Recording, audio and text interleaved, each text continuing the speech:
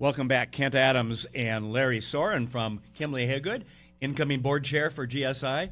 Any other plugs you want?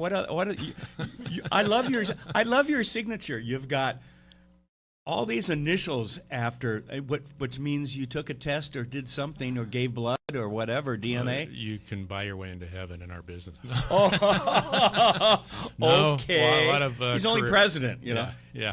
So it's a long time in the business, 33 years. So you acquire some of those credentials along the way. I'll bet you. Yeah. I'll bet you have. Good. I'm glad you're here today. We have. I'm going to get this right this time. Right. Robin Haynes. Yes. And Robin's from McNeice Wheeler, and you heard the conversation with the mayor talking about moving things out of the way for businesses, and one of the things that's being kind of shoved down our throats right now is. Oh, did I say that? You did. Okay. Yeah. Obviously, I have no opinion on this. No. Is the overtime pay issue and the salary levels and all of that. I think for those who aren't up on this, let's give a couple minutes of what are we talking about. So it's not a Washington issue; it's a federal issue. Okay. The Fair Labor. Washington, as in D.C. D.C. Okay. Yeah. So the issue is really about who is exempt as a salaried employee from overtime compensation. We haven't looked at this issue since 2005, so it's been a minute since we've addressed that. And there was a rulemaking procedure that's a civics lessons for another time. But effectively, starting December 1, all employees who make at least $47,000, it's like $47,476. Yeah, okay. It was previously $23,660.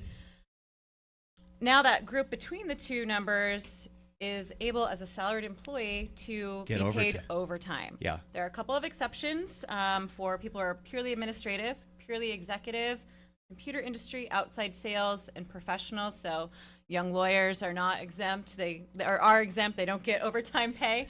But it's going to have an impact on small businesses, certainly, and what this looks like. So the FLSA, Fair Labor Standards Act, talk about acronyms. My job is acronyms. Applies to businesses who do $500,000 or more of business a year. Okay. Or you can do less if you're working interstate. So a lot of our companies here in Spokane who work in Idaho and in Spokane, Corleone, Spokane, they are also subject to it. So there's no limit. There's no limit on that. Oh, great. Absolutely. So you get a little mom and pop store or a company that's $150,000 a year, and they're getting by and so forth. And if they have any employee, then right. And so the issue is more of, should we be paying them overtime? You were speaking with the mayor about whether or not we should have opportunities for students to succeed. And at $23,000 a year, and not getting paid overtime, every hour of overtime, you're making less than minimum wage. That's not getting anyone to succeed. So we made it because this has kind of been considered the white collar exemption. I don't know anyone at $23,000 a year who's white collar, as we would all define it. Right. And so it really only applies to when we're kind of overworking people. Okay. So it doesn't apply to admin assistants, unfortunately for them.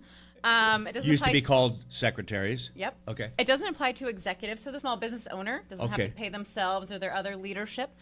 But those people who are kind of in the middle, supervisors, people doing more high-level things but not quite as high, if they're working more than 40 hours a week, they're going to be required to be paid overtime. Okay, so now can I make some of these folks that maybe make $35,000 a year and make them a manager? Does that now it doesn't. Get me out? Okay. You have to hit all the targets. Okay. And if they're I was afraid of that answer. It is. And if they're a manager, though, they have to actually be doing managerial duties. Because one of the things in the studies that the Department of Labor looked at was that people in things like franchise restaurants, right? Your supervisor, 19-year-old at a McDonald's, is a manager, and they weren't entitled to overtime, so they were working far above and beyond and getting paid $24,000 a year in salary, so that their employees below them, the 16-year-old first job kid out there, is technically making more than their boss. Oh, gee. And so that kind of incentivizes some of those pieces and really trying to make sure. They can make up for it in Big Macs. I don't know about that, probably. But I think there's a piece of trying to make sure we're adequately compensating people and also looking at how we're doing business, because potentially it opens up opportunity for employers to bring on, instead of worrying about the overtime, bring on a couple of other people, keep people at 40, bring on some temp workers, bring on some lower skilled workers, some contract workers, hourly workers to kind of handle that overflow So there is a potential to open up the job market with it. Okay. Okay. It goes into effect December 1, so employers have to really look Of this year. of this year. Okay. They need to look right now at what it's going to look like for their company. So now's the time to call your favorite employment lawyer. But there's also a piece of unlike the prior rules, there's also now a piece where the salary threshold is going to change every 3 years starting in 2020. Kind of like Social Security type thing based on, yeah. So it's some kind of CPI calculation. So it's going to go up a little bit each time, and that's going to be Not be looked at every 15 years. exactly, Okay. and have a rulemaking procedure to get there. And so it's going to affect potentially about 4 million workers in the United States Okay. who will now be potentially able to receive overtime. They don't have to receive overtime. So what that is going to look like is going to be a very close numbers look at a small business where you have a handful of people, and sometimes you work very, very long hours. I know Hadn't this is an noticed. attorney, right? There is also an exception for people who are highly compensated. Okay. So HCE, another acronym, highly compensated employees.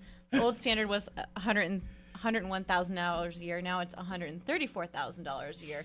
Those folks are always exempt for overtime. So basically, if an attorney or a partner, you're just going to work. So if I all pay day, every everybody day. over 130,000 a year, Right? I'm covered. You're totally All fine. right, Yeah, that it's answers super it. That should easy. work for you. Yeah, Right? Yeah. exactly. I know. Yeah, Where's for about the- 2 days. Where's that job application? Yeah.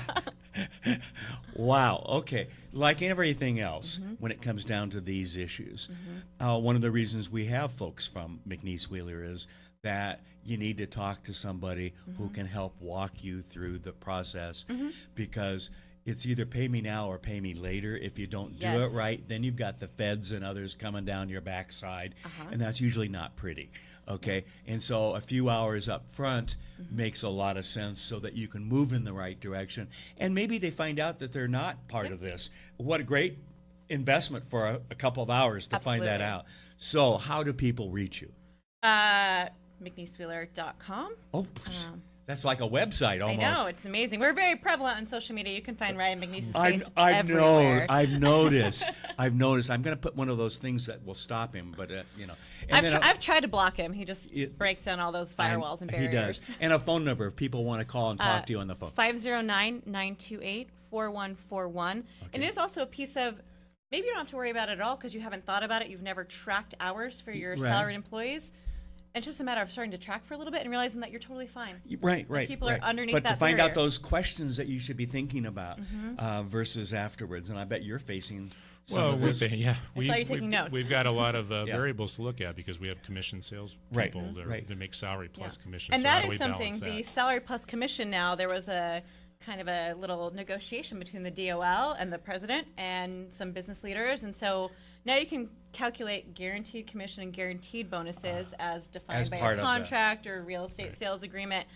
That can go towards 10% of the salary. So if okay. you are at 47, but maybe you're going to get 3,000 in guaranteed commission, you're fine. You have to pay those folks over time. Good to know. Good Right, to know. and I think with different topic, different show again too. But Yes. if you're in the city of Spokane, you're going to be looking at this as a small business, and then you also need to look at your earned safe and sick leave Yep. policy because Which is what I talked about last in time our I was here. company, Yeah. we know we provide it. We still have to go back and check if we You're just provide it in the sure- right way. And we've cleared all the hurdles, but there are so many little things you've got to take into Yeah. consideration to do that. So it's an important time to be really looking at your policies. Yeah, we did cover that last time. did, It was yeah. such a fun time.